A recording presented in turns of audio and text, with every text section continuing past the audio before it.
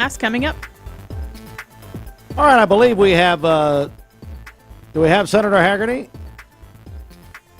All right, we are joined now by United States Senator Bill Hagerty from the Volunteer State. Senator, good morning.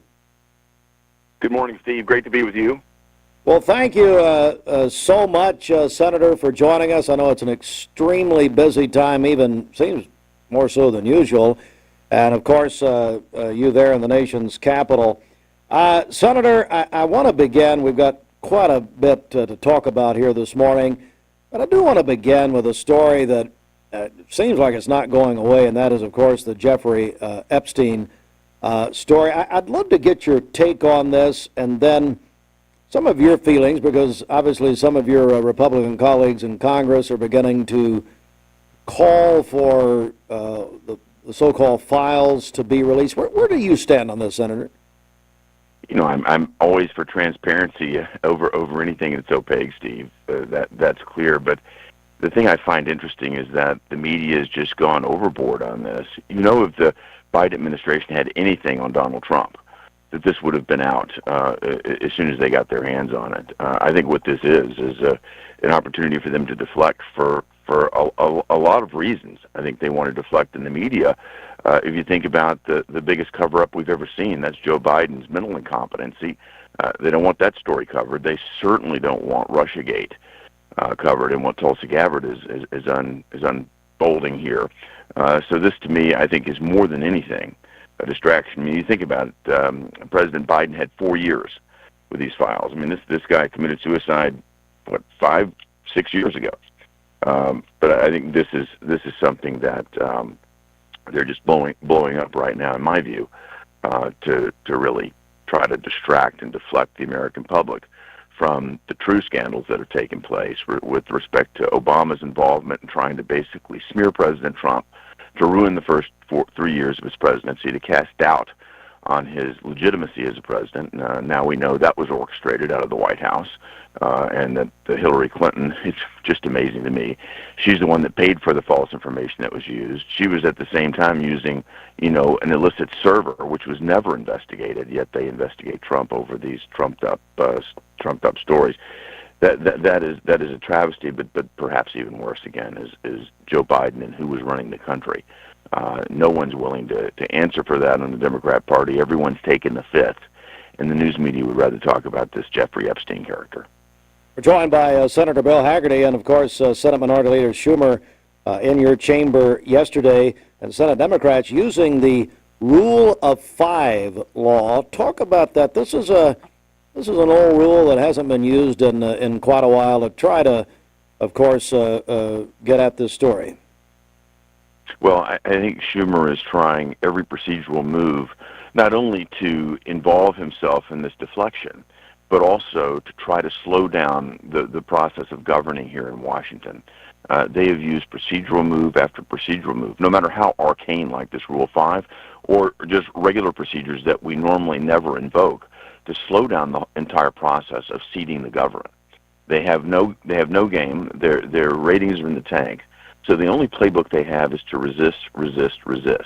This is the first time in recent history, going all the way back to George H.W. Bush, Bill Clinton, that we have not had the ability to have the other side cooperate with us on a single appointment.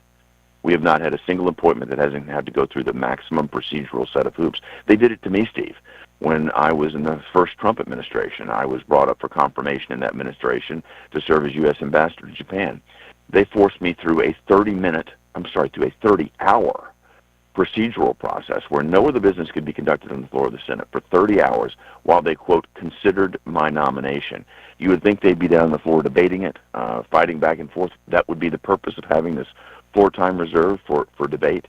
No, not a single person went down on the floor to debate this. They just held me for 30 hours, shut down the Senate for 30 hours. And you know what? I had over 80 votes in favor of me to be U.S. ambassador to Japan. This is a joke. This is an abusive process, and this is something that Chuck Schumer seems to be expert at doing, is just abusing procedural mechanisms to deprive the American people of the government that they elected. We're joined by Senator Bill Hagerty of Tennessee, and talking about the Senate nominee confirmations. Of course, the United States Senate still obviously in session. What are you hearing from Senate Majority Leader Thune as far as how are things progressing as far as the nomination process? Well, I think Senator Thune is extraordinarily frustrated for the reasons that I just mentioned. Chuck Schumer is invoking all of these procedural maneuvers to try to slow down and shut down the process of building a government. He's trying to deprive President Trump of members of his cabinet and the team in his cabinet to actually go out and do the very best job we possibly can for America. They'd rather see America decline than allow President Trump to win. So what they've done is slowed down the process. I think we have over 160 nominees backlog right now that we're trying to fulfill. At the pace that Chuck Schumer is forcing us to go through with all of these procedural mechanisms, that could take 5-6 weeks just to get through this backlog. Meanwhile, we're going to continue to move people through committee. So it's ridiculous that if we did nothing but sit here and confirm, which I'm happy to do it, we'll just keep plowing through. All the Democrats need to do is agree that these people have moved through their committees, have been voted out of their committees favorably. Let's put them into their positions. But Chuck Schumer, I think, is so fearful of AOC and the far radical left wing of his party that the only playbook they seem to know is resist, resist, resist. And that is harmful to the American public, depriving President Trump of his team. And who loses? It's the taxpayer, it's the citizen, and it's our national security. Senator Bill Hagerty joins us. Senator, another huge topic right now, tariffs. The president and his administration announcing tariff deals with numerous countries, including South Korea, I believe yesterday, more to come. The question for you, really, Senator, would be your take on all of this, but also how these tariffs will affect Tennesseans. Well, I'm the only member of the United States Senate that's been involved negotiating trade deals. I did this when I was in the first Trump administration. We executed 2 trade deals with the government of Japan when I was ambassador. First time it had happened since World War II. Everybody thought then that could not be done, but we got it done. And what President Trump is demonstrating now is that it can be done on multiple fronts. Everybody said it would be impossible with the EU. Guess what? It got done. You think about how imbalanced things have been, Jeff, all the way back to World War II. We made very favorable terms of trade after World War II to help countries whose economies had been devastated rebuild. We didn't want them turning toward communism, so we put in place very favorable terms of trade. Look at the trade mechanism with the EU. If we build a car in America, sell it into Europe, we pay a 10% tariff to them, but if they build one in Europe and they sell it to us, 2.5%. We'd never do that deal today. And what should have happened after World War II is we should have put a time limit on it, or we should have put some type of GDP per capita limit on it. We failed to do that, and President Trump is right to rectify this. We have been the most open market, lowest tariff barriers of any market in the world, and we are the largest market in the world. President Trump stepped back from this and very obviously said, look, access to our market is a privilege, not a right. We have been abused for too long, and it's time to right the situation. So what he's done is he's made certain that these countries are not charging us tariffs for access to their markets, to us to finally start to rectify these extended, long-standing trade deficits.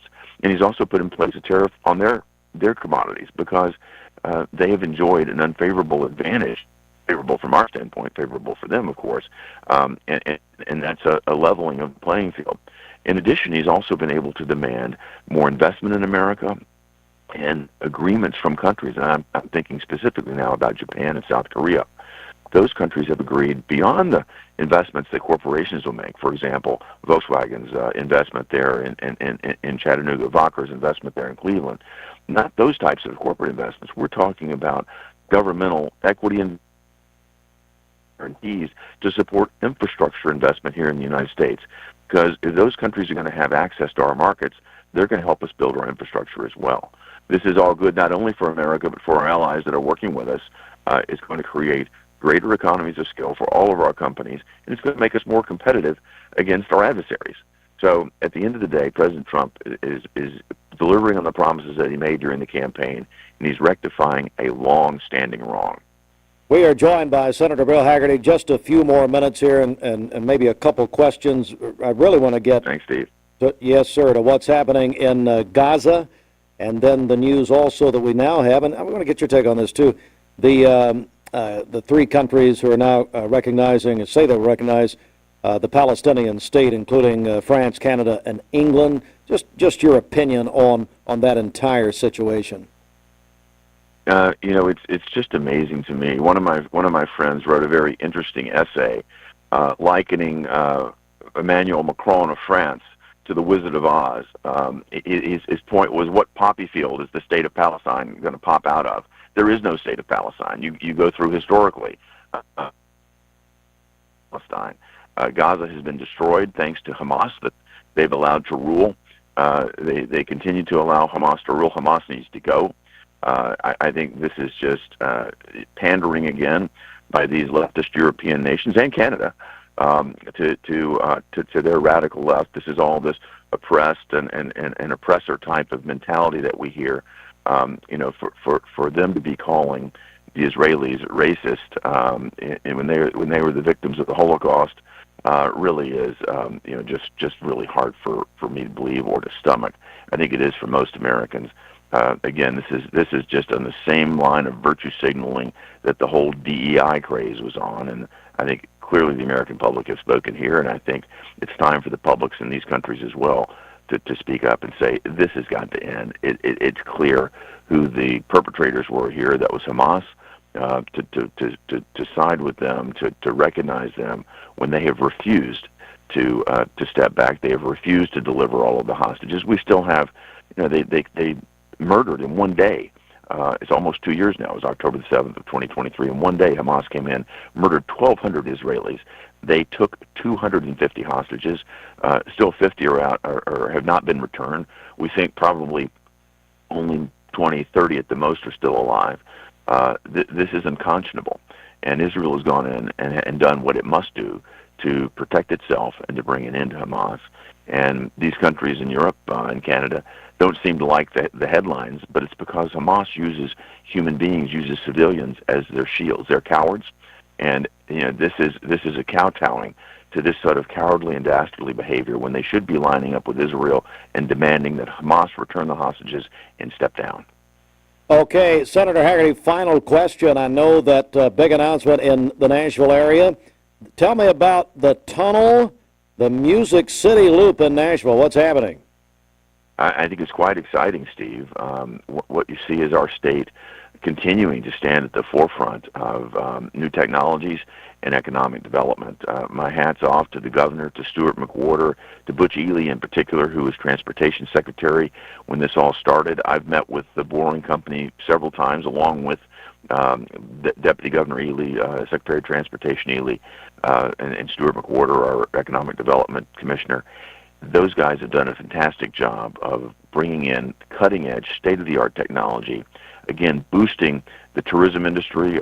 Commissioner Ely has done a great job, of course, but he's also got Commissioner Zell, who runs tourism, that has been extremely supportive and now very excited that we're going to see yet another boost to the tourism economy into Tennessee.